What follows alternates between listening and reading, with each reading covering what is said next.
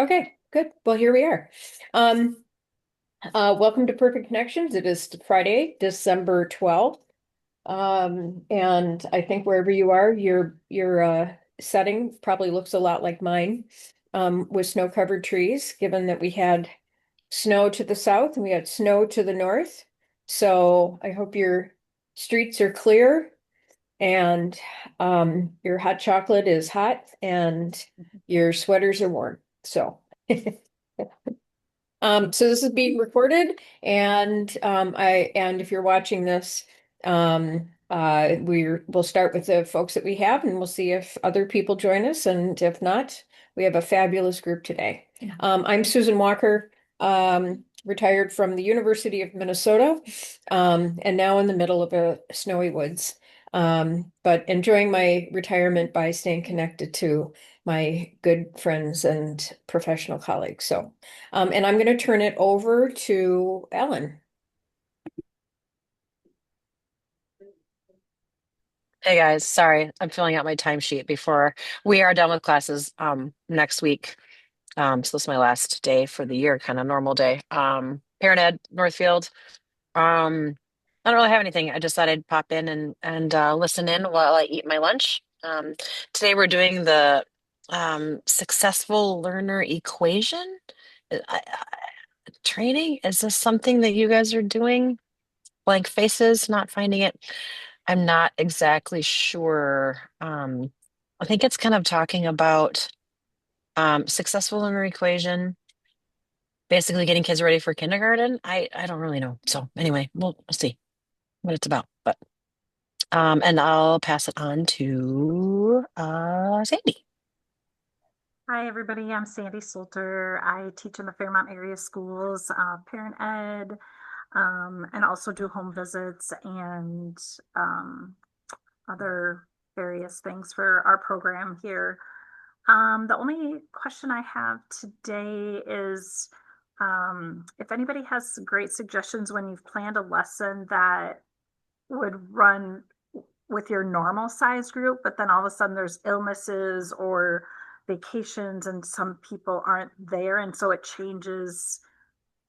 I mean, I typically just try to go with the flow and adapt that particular lesson, so that I can do it with the smaller group. But I'm just wondering if anybody has any other ideas about that. And then I will turn it over to Katie. Hi, I'm Katie Anderson in Jordan, and I am the parent educator for ECFE, and I am also the administrative assistant for our program.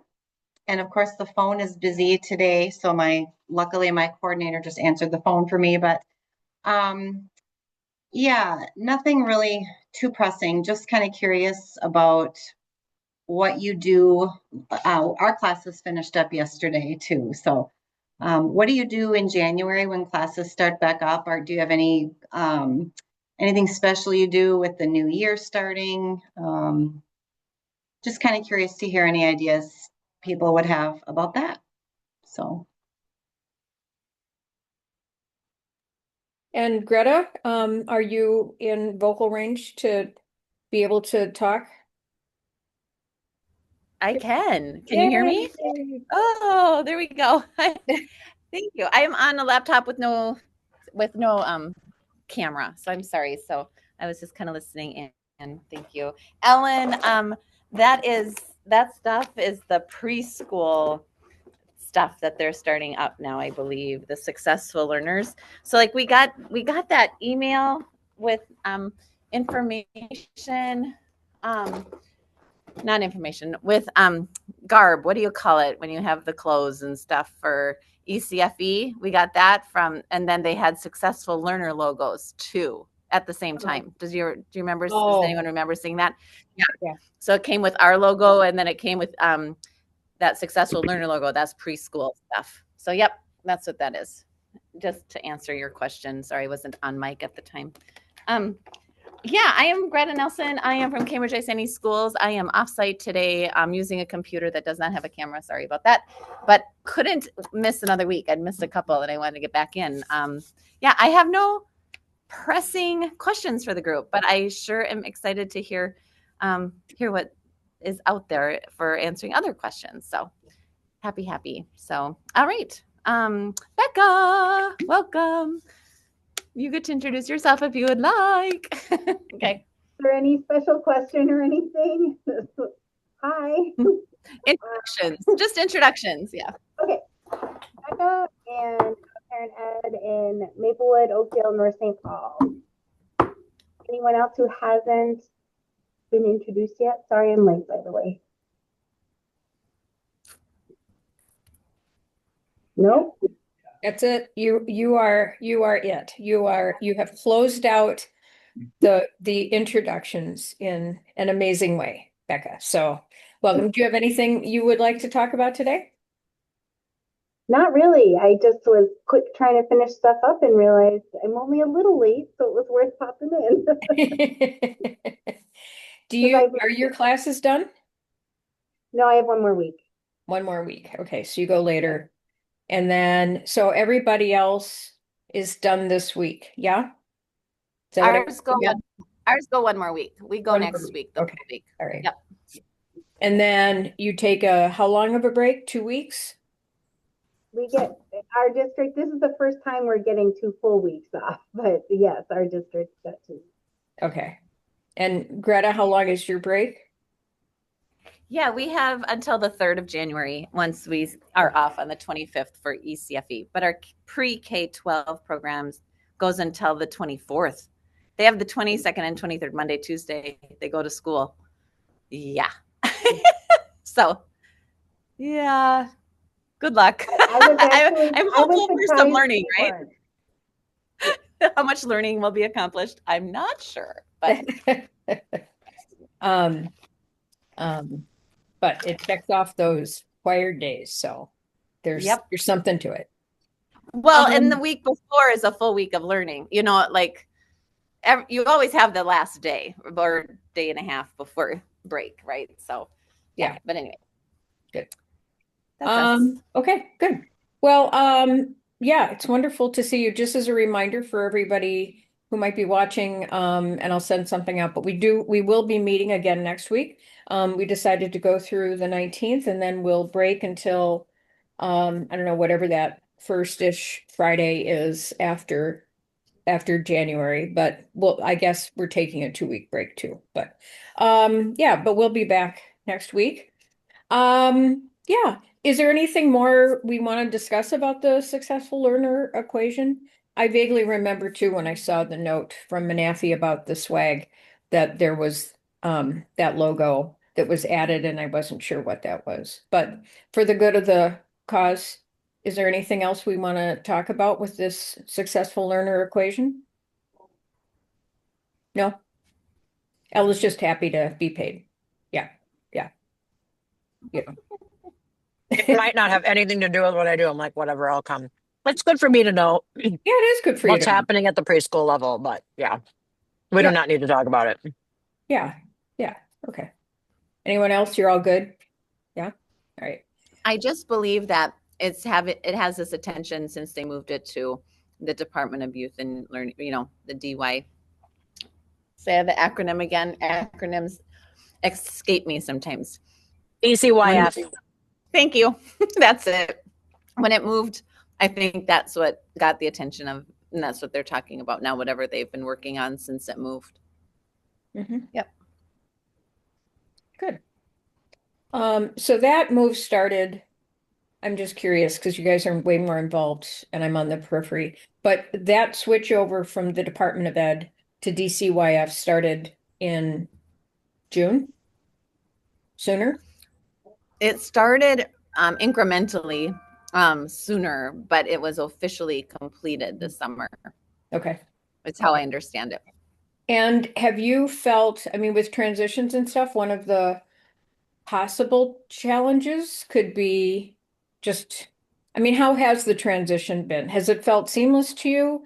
Has it felt like there's better communication, there's more resources being offered? I am just curious, and we haven't spent a long time on it, but since you all are on the ground, and I have a long history of being with state level administrations that have changed over, and usually if you're, on the ground, you're oftentimes in charge of explaining to people, when something's going to happen or, being the one to find that information. So I was just curious how it's gone for you this first half year with They the, certainly care more about us. I mean, there's been more like outreach from DCYF from Mi Yang and Darcy Rodriguez in the last year than there was ever anything from the Department of Ed in my first 14 years in this career. Hmm. So I think the Department of Ed, we all knew they dropped the ball. I mean, I'm pretty vocal about that. They didn't do anything for us. Oh, we're not ready. Oh, yeah, we are being required. Whatever. I don't care. They didn't care about parent ed.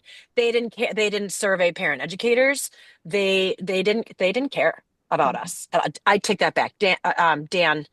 Um, Mike.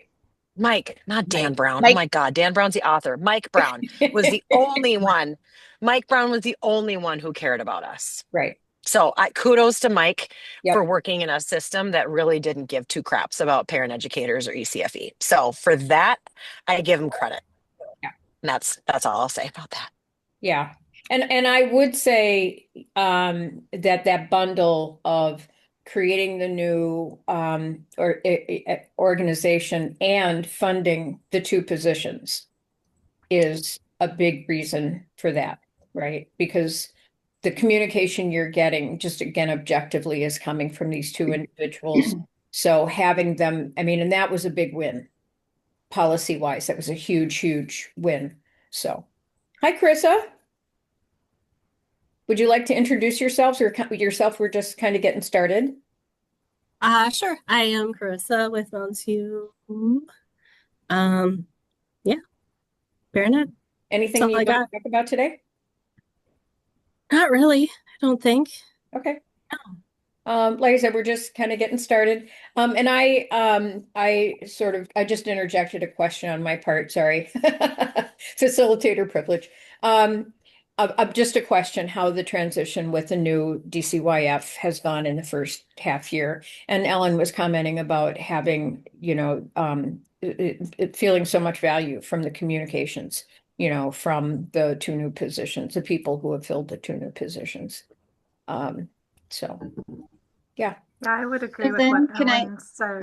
And I've also attended two meetings fairly recently, both within the last month.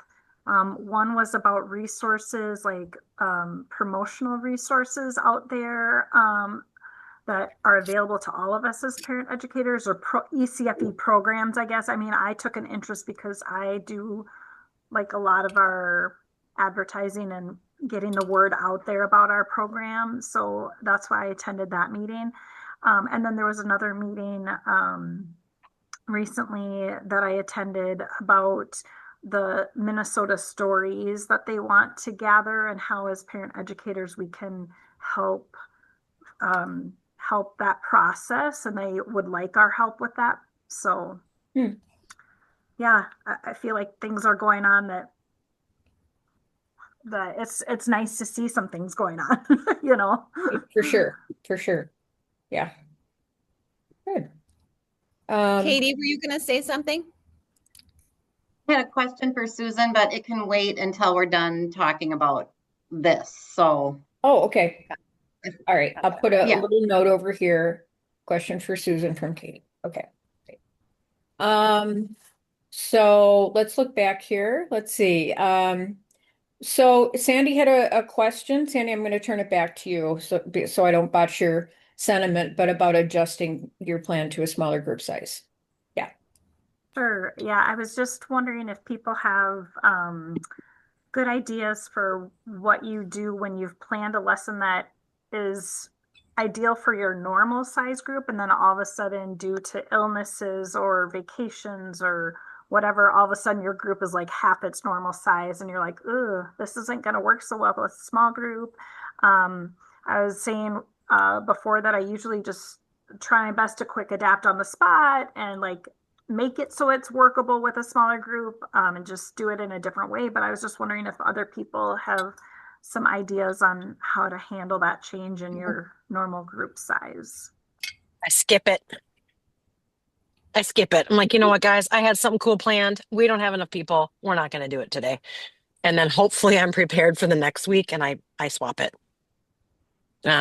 Or I've created a lesson that is for a particular family.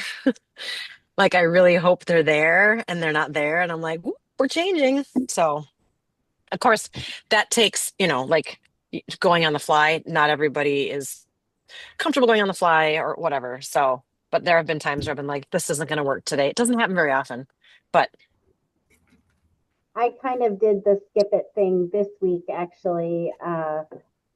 Our infants class, my infants class is Wednesday morning. I have two back to back for younger infants and older infants. And it was right after the big snowstorm. And I only had one family come to the first infants class, and it was actually a brand new family. So that just seemed perfect for like, this is what we do. And like we still did a little tiny circle time with just her baby and like just kind of went through the motions, but mostly just sat and chatted and got to know each other a little bit.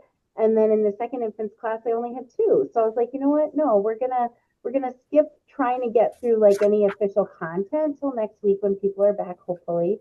And just spent a lot of time on check-in and that stuff that sometimes you feel like you don't have enough time for. We did that. So yeah, similar to Ellen with the kind of flying by the seat of your pants with what feels like it's needed most in that moment. My Friday class that I just finished is a really small class when everybody's there. So like I feel like if I've got a lesson planned for my normal class of like 12 parents or something, and I've got this class with 5 parents, I have to adjust that pretty much every week. Um, as y'all know, I'm big into journaling. This group is not. They just like, so I'll put the journaling question up there and be like, anyone want to talk about it? Like, they're not pulling their journals out, so we're just going to talk about it. And if I had small groups, like, guess what? We're the small groups. Like, we just kind of do things a little bit differently. The thing that's hardest for me to navigate in my Friday morning class is having one parent who tends to dominate, which having small groups can help manage that. And it's hard for me to manage that when we're all in the full group most of the time. But yeah, most of the stuff I do is able to be regardless of the group size, other than pairing off into smaller groups sometimes has to be readjusted. And I think sometimes it can be a good thing. I had kind of a similar situation this week. I was supposed to have a guest speaker, and she emailed me like right before class and said she was sick and she couldn't come. So you're like, okay, shift. And we actually ended up doing a great activity that I've kind of had in my back pocket, but I just had 3 different bean bags that I borrowed from one of the teachers. One was green, one was yellow, one was red, like the stoplights. And we just took turns kind of tossing them back and forth. And if you got green, you share what is going well right now with you or your child. If you got red, what is something that is a challenge right now? And then yellow was kind of a wild card, like what do you wish would slow down, or what is something kind of going around your head right now that you aren't sure about or you would want to throw out to the group. And we learned so much more about each other, and people share a lot. And I felt great after the class. So it's kind of like, you go from uh-oh to wow, that was great. So I know that doesn't really answer your question, Sandy, because I think you were looking for like, how can I still do the topic? But I'm just trying to say that, yeah, sometimes just bring it back to that connection piece is as much as you can is good too. So Well, that's a great idea. I mean, I was looking for any suggestions, ideas, thoughts on what to do when you quickly have to change what you thought you were going to do. So, I often see those as like a bonus because of that relational time that you usually don't have when you have a larger group. It sort of helps you move out of the facilitator role, and it's just like let's just throw all the cards over and let's, because I would know the topic and I would know the points in the topic, and I would know where I would want them to get in the topic. Then I'm thinking we can have a conversation about this, right? And it's much more sort of personal and relational. And so my biggest challenge is getting out of presentation mode if there's like handouts or PowerPoint or whatever the thing is, and more on just pivoting to introduce the topic and having the conversation. The on the other side of it then is thinking, and I don't know, maybe you guys don't do this, but just of the parents who miss and how to catch them up. Like, and so there is a real value to the drop it decision, because then you're dropping it for everybody. And then if it is an aberration, like it's a bad travel day or whatever, and then the next week your full complement of most, like 90% of your people are there, then nobody has lost the flow, right? And so there is that value too of just dropping it all together. Um, and then if you do choose to capitalize on the smallness of the group, depending on, the topic, or have them do something with their hands or, whatever, and I have to comment too on Katie's thing, that's like a found it, like doing it, maybe even taking that and applying that to your topic, right? So you're talking about the topic, but you're talking about it in a different way. And especially when you introduce the red, yellow, green, it gives people, again, it puts them sort of in the ownership of the topic and being able to talk about it. So, anyway, but if you do choose to kind of move on and do the topic in some sort of altered way, there is also that kind of consideration of the people who weren't there, and is there anything you need to do to catch them up? Even if it's a short summary, or knowing that you're going to spend time at the next class asking those who were there, to share what had happened. But yeah, I honestly, when sometimes that do happened, it. it's a gift. Becca, sorry. I sometimes do an in between of like building up more time with the connection piece and the check-in and the what issues are they dealing with right now, and still doing my lesson, but maybe only doing half of it, and Yep. then having a part two the following week. And then I send an email every week on Fridays. And so for people who are gone, it's like, hey, this is what we started talking about. You can be thinking about this, so that they're like, I don't give them the whole lesson or anything, but just like a couple points of like, hey, we're thinking about this, so that they can be mentally a little bit caught up to the rest of the group. And then we'll give it more time the second week, and it becomes a 2-week lesson instead of a 1-week lesson. Yep. I agree with Becca. That's what I would probably do. I just take a little bit longer for check-in time and then lead them up with more probing questions for the subject. If the subject that is that week is that important. Sometimes, it's not a part of a series, or it's not a part of a build-up. And if that's the case, sometimes I do it and then just give them information, those that missed it later, because we don't really have to check up on it or something, or we don't have to if it's a lesson I really don't want to make, or subject, I should say, that I don't want to make into a 2-week subject, right? Sometimes you have those. And then it's just like, oh, well, and here's the information. Next time we see you. Yep, that sort of thing.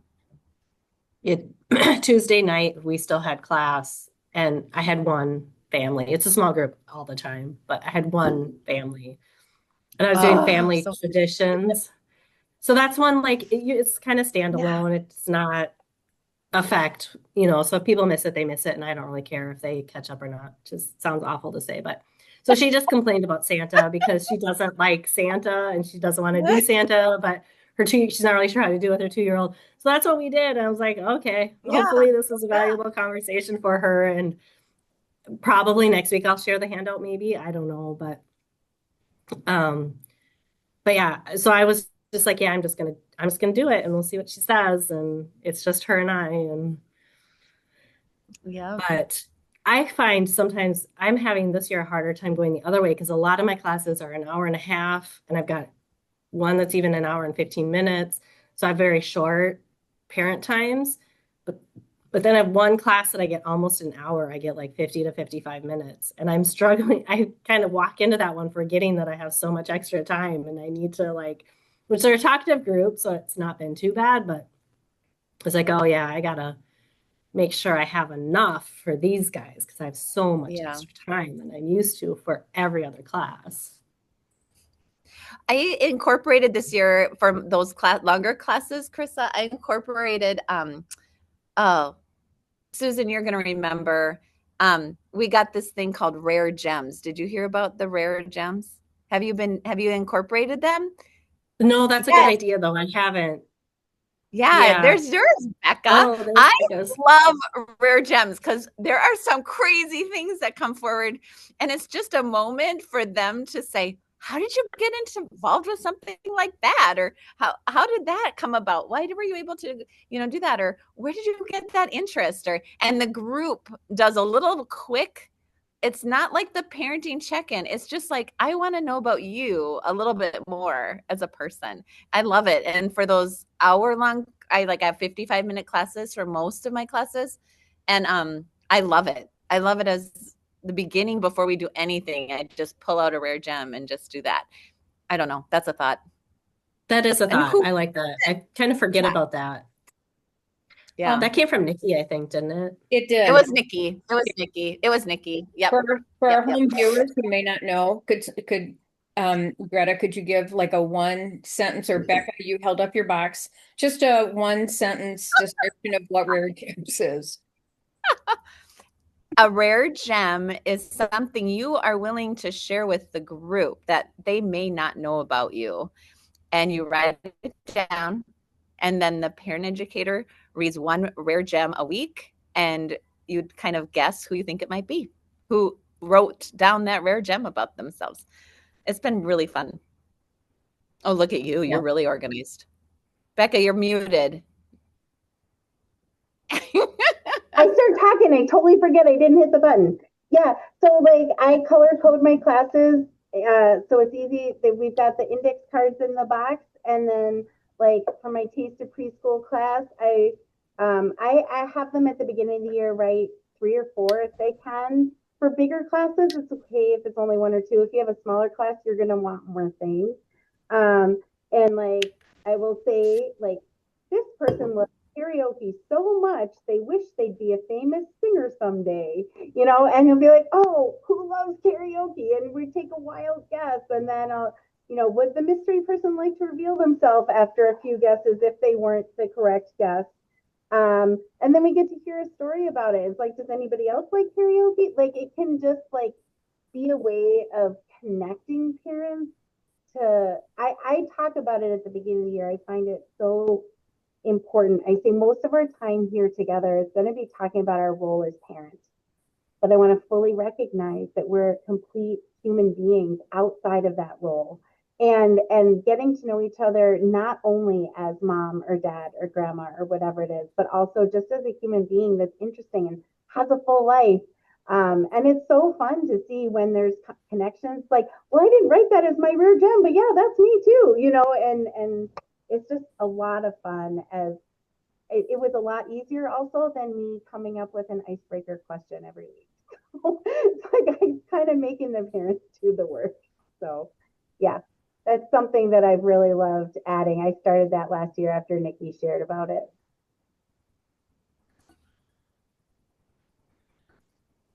I agree. I did those for the first time this year, and it's been really fun.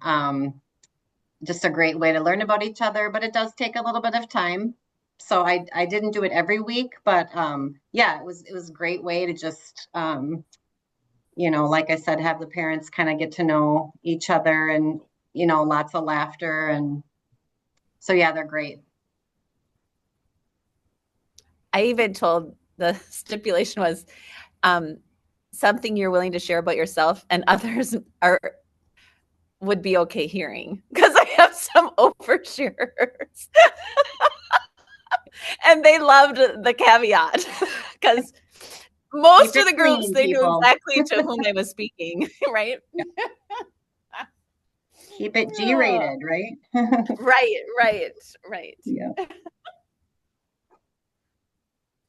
I'm so glad we revisited that idea, and I have to say, every time we talk about rare gems, people are very like there's a lightness because, we relive the fun, like the first time we heard it, and especially, sort of listening to Nikki talk about doing it with her class, and then as you all have done it different times with your classes, again, it comes back to that sense of connection that we were talking about I'm gonna be leaving pretty soon anyway, so thank you though. Oh, hi, Oh, Jessica. sorry. I'm so sorry. I didn't realize I had my. It's okay. It happens. It does. We're just really happy that you're here. And we know that you're in an office setting and those things happen. So, but yeah, it's great to see you. Now you said in your thing, oh, would you quickly introduce yourself? Because if you do have to turn off the camera, we'll know who the name is. Sure. Sorry, I didn't realize my microphone was on there, so I was just talking to a coworker. I'm Jessica Berry. Hi, Sandy. Good to see you. I graduated from the U 2 years ago now, and I am working as a parent educator in Roseville for the ECFE here, and I love it. I'm really happy to be on this team, and I'm happy to connect with all of you because I feel like I'm on an island here by myself in Roseville. Well, we're very happy for you to join us on the island, or we're happy to be with you on your island. So you're never alone. We are always here for you, even if virtually. So, is there anything, we have one or two other things we're going to talk about. Is there anything you want to talk about today, or to be supported on? I don't think so. I have a gajillion questions, but I think nothing that's like urgent. Our site actually went and visited St. Paul yesterday or on Wednesday to see how they're doing their combined age classes with infant toddler. Mhm. That was interesting to see. And actually, it was reassuring to me to see that we're on track. We're doing it the way that St. Paul is doing it. So, one thing that I have my eyes set on is we just opened registration for next semester, and within 24 hours, almost all of our classes were full. Wow. Wait lists, which I'm so excited about, but that speaks to us having the demand for more. And I guess I do have a question. At what point do I have enough ground to stand on to ask for more money from the district for a second parent educator? Because like Becca, in your program, you guys have 2 full-time parent educators, right? Or 2 part-time? Unfortunately, we're part-time just because we teach classes at the same time. But we have 2 like half-time parent eds and 2, one of them's more close to full-time, but 2 early childhood teachers as well. And honestly, if your classes are filling in a week or 2 weeks or less, and you have wait lists for most classes, that's enough right there to show that. I mean, unless you have really, unless you cap your classes pretty small, if your cap is like 12 or 14 or even higher than that, 10 to 12. That that indicates that there is enough demand for second classes, and you have to have 2 parent eds and 2 early childhood teachers if you're having 2 classes at the same time. So, and our luck in afternoon classes has been less. So they often really have to be either morning or evening classes, which means they have to run at the same time. Right. Yes, Greta, we do have, we have 2 sites actually that we could use, but at one of the sites we have 3 classes that we could use. So, yeah, we have the space, we have the demand, we just don't have the financial backing at this point from the district because we would need extra money. So yeah, I don't know. It's an ongoing discussion. I have a meeting with my supervisor in a little bit, and I've kind of been like nudging her towards thinking about this, and we'll see. We'll see what happens. But thank you. I don't want to take up all the time. So. Well, and because these things don't happen overnight at the very least, to be added into a budget plan, right? So that because every year they could turn it down going, well, we don't have the money for it. Well, why isn't there the money? Well, we haven't planned for it, right? And so if there's some sort of a 2-year, 5-year plan or something like that, and I agree with Becca, I mean, you clearly have the evidence for it, you know.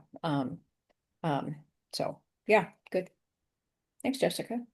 Well, sort of relatedly, uh, not Sandy, I guess, Katie had asked about sort of when classes start up again in January. Katie, I'm going to turn it back over to you, so you can rephrase your question. Okay. Sure. I'm just looking to see if there's anything special you do in January when classes start up again, with it being the new year. Is there anything you do? I think you guys know I'm a big fan of the Connecting to Learn curriculum. And in the volume 2, there's a lesson on intentional parenting, and they kind of suggest doing that in January, which I plan to do. But is there anything special you do for that time of year when you're welcoming families back after the long break? Kind of along the same, were you going to say something, Susan? You're muted. Yeah, I know. No, I was just going to ask because I know probably this is true for most of you. If for some, like, are these all returning families, or with January, do any of your districts open registration and you have new families? Because that can change the dynamic too about what you do in January. So that's all. Right. Yes, we have a lot of returners and some new families. So the classes will be different. So we'll have some of the same and some new. So kind of starting over a little bit. In our district, the new semester doesn't start till after MLK Day, so we have a couple weeks after winter break before second semester starts. So it's all returning families at those first few weeks of January. My scope and sequence, I tend to focus a little bit on self-care coming back off the holidays. I think even if you don't celebrate Christmas or any of that, but like you've been home with your kids for 2 weeks without structure, and like so many parents, it's like, okay, time to take care of you a little bit and focusing on the importance of self-care. In the past, I have sometimes done goal setting, but now I don't like doing that in January. So because I feel like there's already so much external pressure societally to be like making goals, it's like, nope, we're not going to think about that then. And then I move on to more intentional parenting, like mindfulness and stuff like that from self-care. That feels like a good thing to start the year with as a priority. So yeah, that's how my scope and sequence usually lays out. That's a great time for self-care. I hadn't really thought of that. That makes sense. I almost always do self-care that first week back after winter break too. Sometimes I call it recharging your batteries, because I felt like dads connected with it better. Like they were really shut down, and when I started calling it recharging your batteries, suddenly they would talk a little bit more about it. And I think it works for moms too. We register all year, so we don't necessarily have a lot. We can always have new families, but we don't have a particular influx in January. So I was seriously considering doing Nikki's ball pit that if you were at the retreat, we did it there, but I think she shared that other places too. The little like news clip or whatever it was about people getting in a ball pit that don't know each other and talking, having a question, or it's our ball pit, we can talk about whatever we want. Because I really like that, but the beginning of the year feels so hectic, and with like some classes being so slow to separate for full time, like you have to have the full time to even get that in, and some classes take so long, and it just doesn't feel good to me at the beginning of the year. So I'm seriously considering doing it after winter break at some point too. We've got like I don't know if everybody else does this, 2 weeks off for winter break. Then we are back for 2 weeks. And then we have a 2 week semester break. And then we're back the first week in February. So I feel like maybe if I do self-care and the ball pit, those 2 weeks is kind of what I'm thinking. But maybe if you have too many new families, the ball pit thing doesn't work, or you're kind of starting over with. Can you say just a little more about the ball pit activity, Carissa? I can try to find the clip. So you show this little clip of people who don't know each other at all. They're like on the street and there's this giant ball pit and they get in the ball pit together. And I don't remember exactly how they pick the question in the video, but you could just write a few questions on the board and they can pick whichever one they want. Just kind of simple. I make a circle out of cards, construction paper, and just write a question, and then they distribute them on the table, and they look like balls, like you're in a ball pit. That's another idea. Okay, that's a good idea. And so they pick a question. 2 people pick a question and just talk about that question. So 2 people, as in like you pair them off, or no? How do you do it, Greta? I don't remember how. Well, I just have them find somebody, find a friend, talk, share what you saw in your balls, share your answer. And then in like a 30 seconds or so, a minute, then I say, okay, switch. And then, okay, switch. Okay, switch. I do that about 4 or 5 times. Okay. But there's so many ways, right? The artistry, Susan, the artistry of how we do things.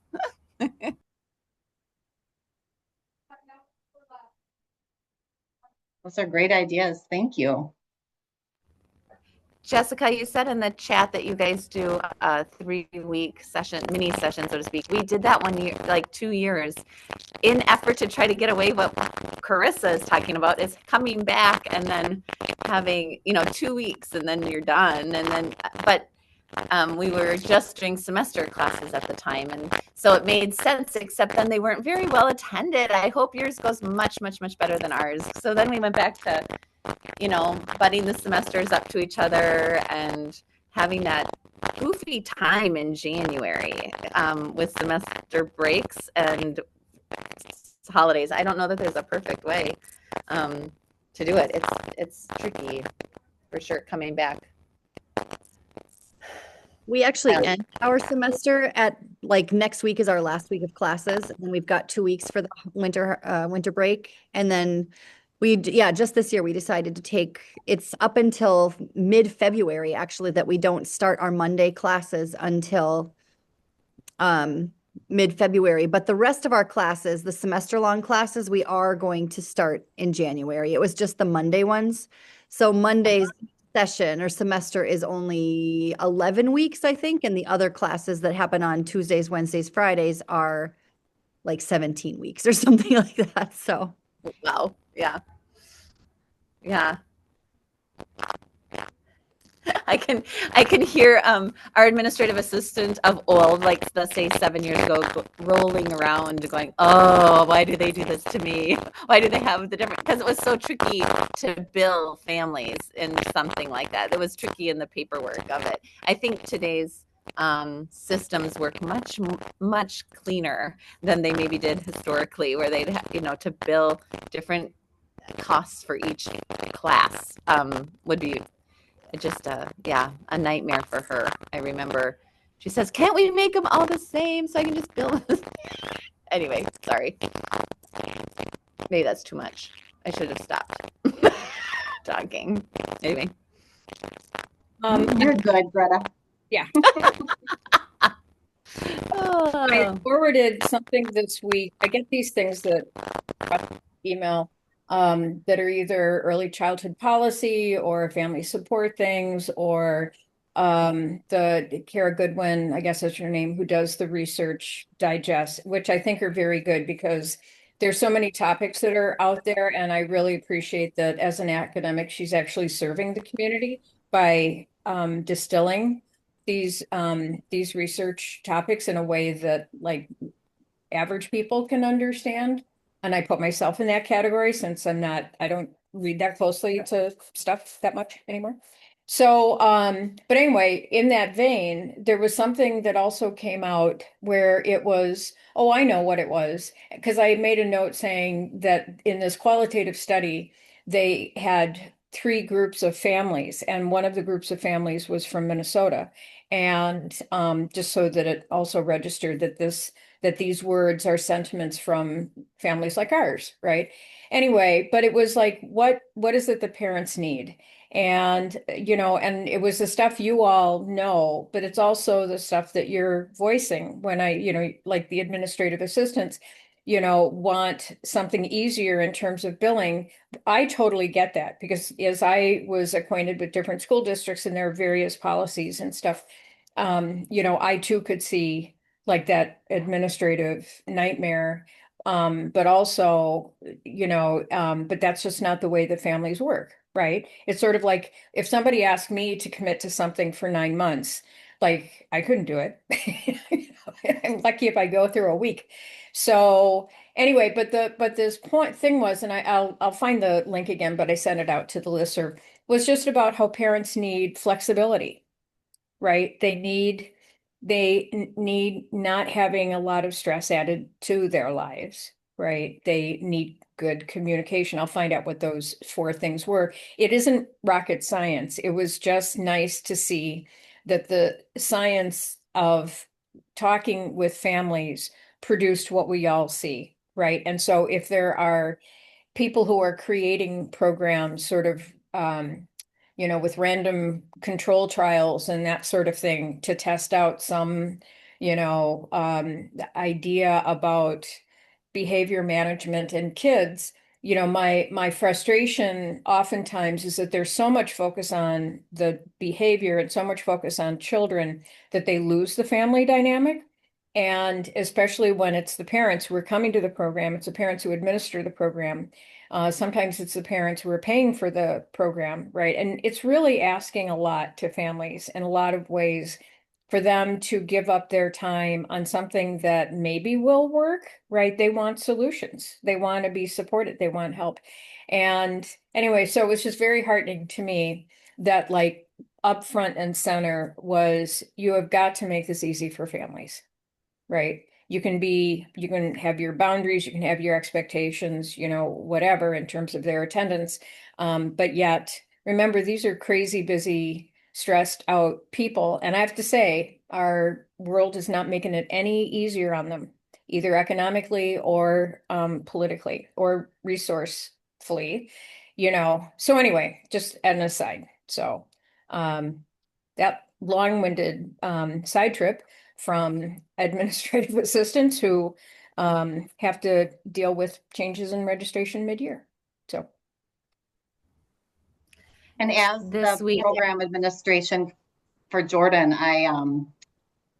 it's really nice to have, like, I know how many people are registered. I know how many people we need. I know which classes to push. Like, it's like yeah, I would have a hard time giving that up because I love having that control or just that easy access to the classes. Just we're a small program, but it's kind of nice. And then being able to answer families' questions when we're in class, I can help them right then and there. So it's kind of nice for me. But yeah, there's definitely frustrations as well. I found what I had sent the other day, and about flexibility, ease of access, and compassion. So if you hadn't seen it before, because I know your email boxes are just incredibly cluttered and busy. There it is again. Something as you were sharing, Susan, that comes to mind, an experience I had this week. And I am up in Cambridge, Isani, so we are outside the Twin Cities to a fair extent. And yet, this is going to be harder to say than I thought. A mom came to me to say that her cousin, whom they were with earlier that week, was having to train her toddler to say, "Shut the door. keep the door shut. A couple sayings about that in case somebody was trying to come into their home. And it was around immigration. And it was really a moment that I wasn't expecting.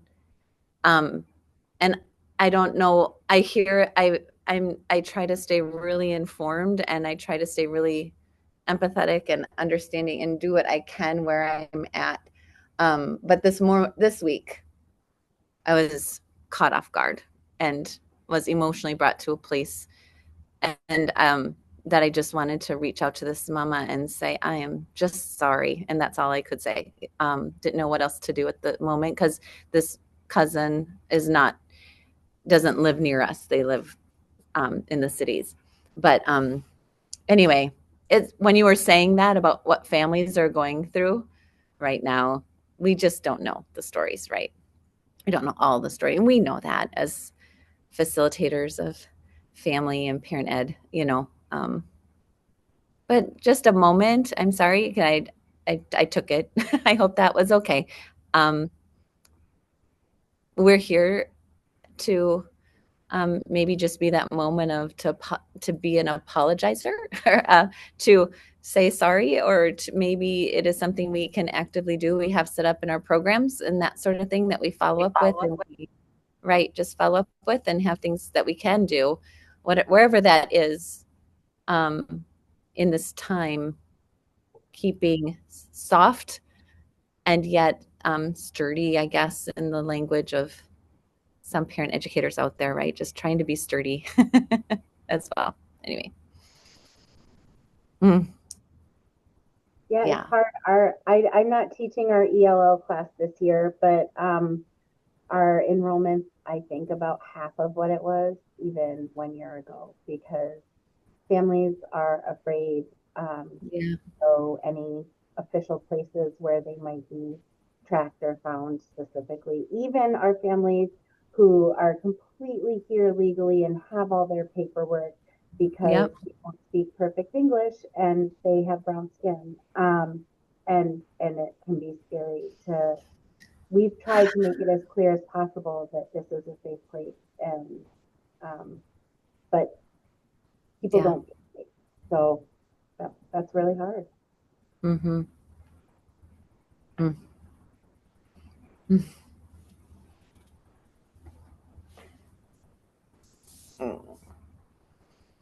Well, that brought up something that is a larger conversation. So I'll put it over on the side and just maybe talk about it next week. Right. It is a gigantic conversation, Susan. It's a gigantic. I know, I tell you, just unraveling. So we're just about at the end of our time, but I wanted to circle back to Katie. She had a question for. I was just wondering if Nancy's doing okay. I know she wasn't feeling well last week, so I just wanted to see about her. Okay. Well, if she watches this, Nancy, we're thinking of you. I haven't heard from her. Okay. So, yeah, well, we'll send her good wishes, and maybe I can text her or email her too. So yeah. But thank you for bringing that up. Well, thank you, everyone. This was fabulous as usual. I hope your weekend. Oh my God, it's going to be so freaking cold tomorrow.